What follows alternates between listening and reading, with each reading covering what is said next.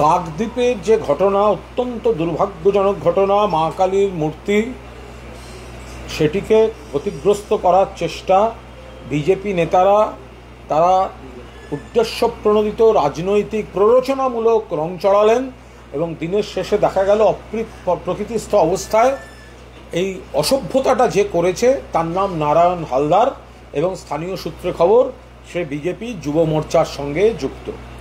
এখন সে অপ্রকৃতিস্থ অবস্থায় করে বসে আছে, নাকি বিজেপির কেউ শিখিয়েছে যে এগুলো করো তাহলে আমরা ওখানে হিন্দু হিন্দু রাজনীতি করতে পারবো, মা কালীকে নিয়ে রাজনীতি করতে পারবো।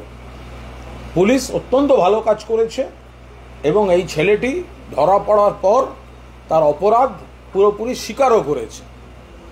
এবার এর আগের ঘটনাতেও দেখা গেছে আরেকটি জায়গায়, সেখানেও কিন্তু একটি হিন্দু ছেলে ধরা পড়েছিল যে হিন্দু ছেলে দেবদেবীর একটা কোথাও বিগ্রহে গণ্ডগোল করার চেষ্টা করছে, তারপর বিজেপি সেটা নিয়ে আন্দোলন করতে নামছে যে হিন্দুরা তাদের আবেগটাকে প্ররোচিত করা।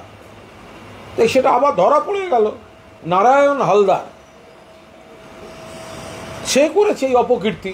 এবার বিজেপি যারা এইসব রাজনীতি করছিল কি বলবে তারা?